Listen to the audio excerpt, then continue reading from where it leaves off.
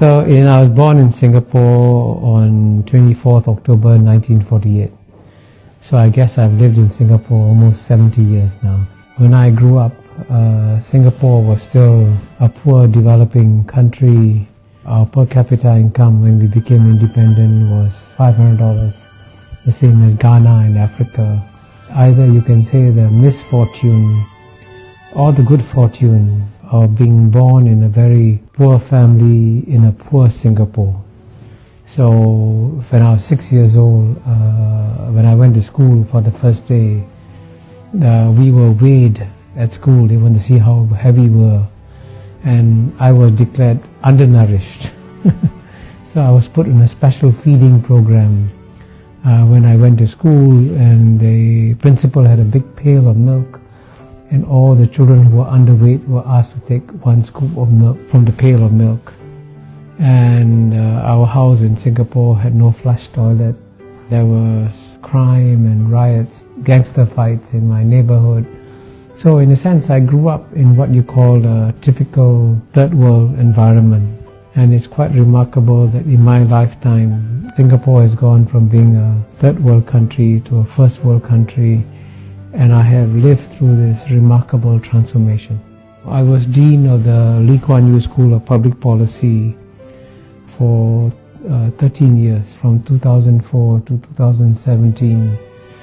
And I would give every student who came to the Lee Kuan Yew School the same lecture. I said, I'm going to share with you the secret of Singapore's success free of charge.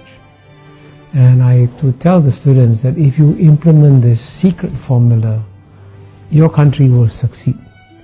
And I capture the secret formula with the acronym in English, MPH. The M stands for meritocracy. Meritocracy means that you select the best people to run the country. And what brings many countries down, especially in the third world, is that when it comes to selecting the finance minister or the economics minister, they will give their jobs to their brothers, their cousins, their uncles, their relatives, and not to the best people. And Singapore did the exact opposite. In Singapore, the jobs were given to the best people. And in the case of the Prime Minister, Mr. Lee Kuan Yew, Mr. Lee Hsien Loong, when he went to study in Cambridge University, he was the top student in the class, if not in the university. In fact, his professors were so impressed, they said, you should become a mathematician because you'll become a world-class mathematician.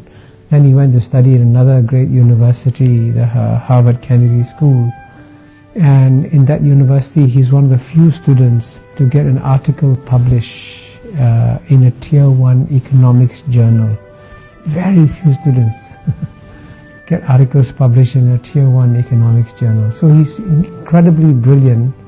And so if the best man of the job is Mr. Lee Kuan Yew's son, then he should be selected. Not on the basis of the fact that he's a relative, but on the basis that he's the best person for the job. So meritocracy is the first pillar of Singapore's secret formula. The second pillar is P, and P stands for pragmatism.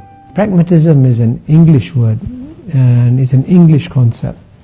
But the best definition of pragmatism was given by China's leader, Mr. Deng Xiaoping, when he said it doesn't matter whether a cat is black or a cat is white. If the cat catches mice, it is a good cat. So in the same way, it doesn't matter what your ideology is. If it works, you use it. So Singapore was very pragmatic. So it would take some policies that are capitalist and some policies that are socialist, and it would mix them up. And that's what pragmatism is about. You're not bound by any ideology.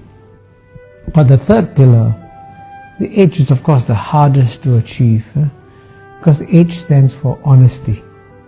And indeed, what has brought most third world countries down and what has led to their failures in development has been corruption.